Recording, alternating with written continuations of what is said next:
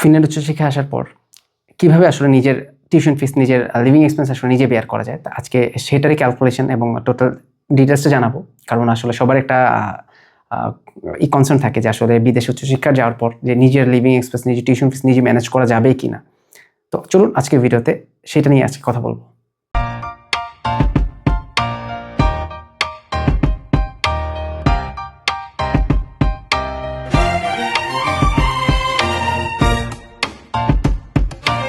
আসসালামু আলাইকুম, আমি নাজম স্বপ্নিল আছি আপনাদের সাথে ফিনল্যান্ড থেকে।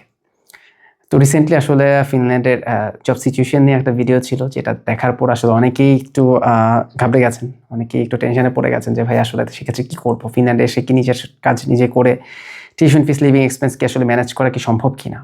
তো আজকে ভিডিওটা তাদের জন্য যে কিভাবে আসলে আপনি নিজের লিভিং এক্সপেন্স, টিউশন ফিস নিজে ম্যানেজ করতে পারবেন। ইভেন গুড নিউজ হচ্ছে যে ফিনল্যান্ডে কিন্তু 70 থেকে 80% স্টুডেন্ট, ইভেন তার থেকে বেশি স্টুডেন্টে কিন্তু নিজে টিউশন ফিস, নিজে লিভিং এক্সপেন্স কিন্তু ফিনল্যান্ডে কাজ করেই আসলে বিয়ার করছে। তারা দেশ থেকে কিন্তু টাকা আনছে না, যতই জব ক্রাইসিস, যতই জব সিচুয়েশন বলেন না কেন। 90% স্টুডেন্টই নিজেরা ফিনল্যান্ডে আর্ন করে কিন্তু নিজে টিউশন ফিস দিচ্ছে। ইভেন অনেকেই কিন্তু ফার্স্ট ইয়ার থেকে দেশেও টাকা পাঠাচ্ছে।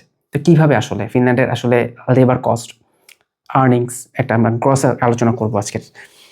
যদি ফিনল্যান্ডের আসলে লেবার মার্কেটটা আমরা দেখি, আপনি কিন্তু অ্যাজ এ স্টুডেন্ট কিন্তু আপনি সপ্তাহে 30 ঘন্টা লিগ্যাল ওয়েতে কাজ করতে পারবেন। যদি সপ্তাহে 30 ঘন্টা হয়, মাসে আপনি 120 ঘন্টা কাজ করতে পারবেন। এবং ফিনল্যান্ডের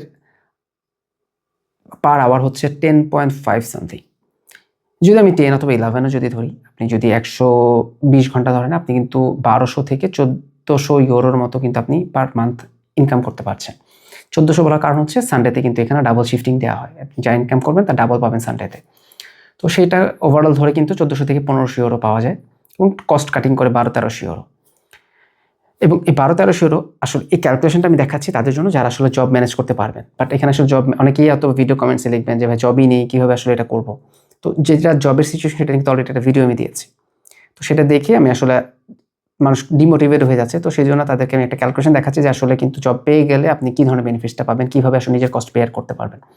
তো যদি আপনি সব খরচ বাদ দেন, সেক্ষেত্রে কিন্তু আপনি 1200 ইউরোর মতো পার মান্থ আপনি রাখতে পারছেন, যেটা বছর শেষে অলমোস্ট 13,000 থেকে 14,000 ইউরো।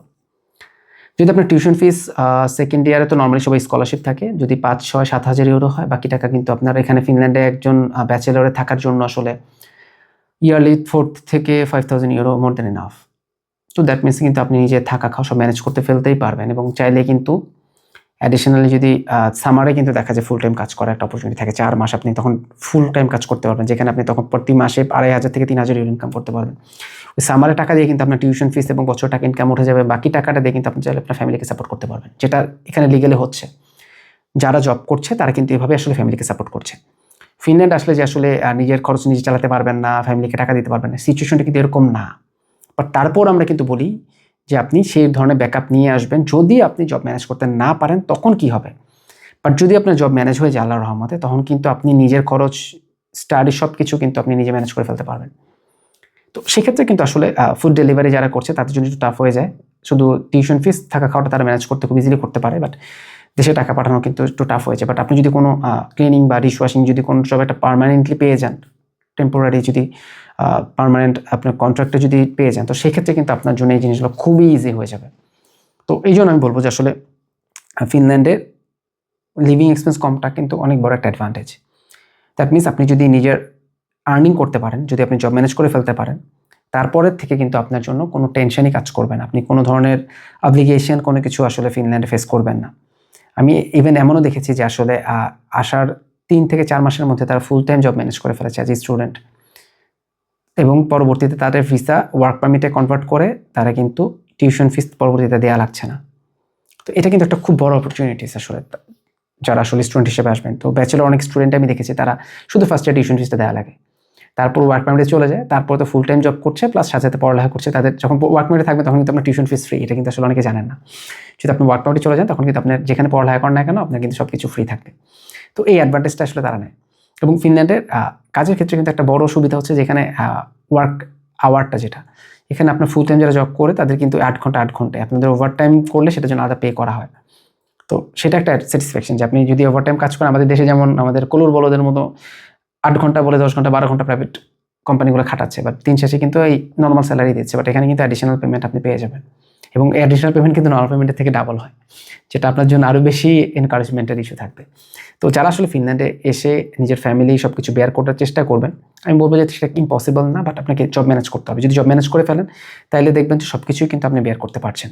এখন সিচুয়েশনটা একটু টাফ হওয়ার কারণে জব ম্যানেজ করতে হয়তো সময় বেশি লাগছে, এই পর্যন্ত আপনার ব্যাকআপটা নিয়ে আসবেন। এই জন্য আমরা আসলে বলি যাদের আসলে লোন নিয়ে এসেছেন বাট লোন নিয়ে আসতে চান, তাদের আমরা একটু ডিসকারেজ করি, কারণ তাদের আসলে দেখা যায় আসার পর থেকে একটা জবের একটা আর্জেন্সি চলে আসে, একটা তাগিদ চলে আসে। তো সেটা তখন দেখা যায় যদি সেটা না পান, তখন সিচুয়েশনটা আরও টাফ হয়ে যায়, তাদের জন্য সব কিছু লাইফ লিড করা থেকে শুরু করে সব কিছুই আসলে টাফ হয়ে যায়।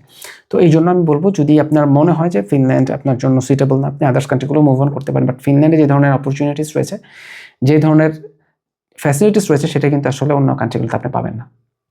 তো ভিডিও লাস্ট টাইম বলতে চাই, ফিনল্যান্ডে কাজ করেও কিন্তু আপনি আপনার লিভিং এক্সপেন্স, টিউশন ফিস সব কিছু ম্যানেজ করতে পারবেন, স্টিল এটা পসিবল। তো আজকে এই ভিডিওটা এই পর্যন্ত। ভিডিও শেষ করার আগে অবশ্যই যারা আমার চ্যানেলে নতুন আছেন, অবশ্যই আমার চ্যানেলটা সাবস্ক্রাইব করবেন। যারা পুরাতন আছেন সবাইকে ধন্যবাদ আমার চ্যানেলের সাথে থাকার জন্য, এবং বেল আইকন দিয়ে অবশ্যই সাথে থাকবেন যেন নতুন ভিডিওগুলোর নোটিফিকেশন সবার আগে আপনার কাছে চলে যায়। তো আল্লাহ হাফেজ, সবাই ভালো থাকবেন, শুভরাত্রি।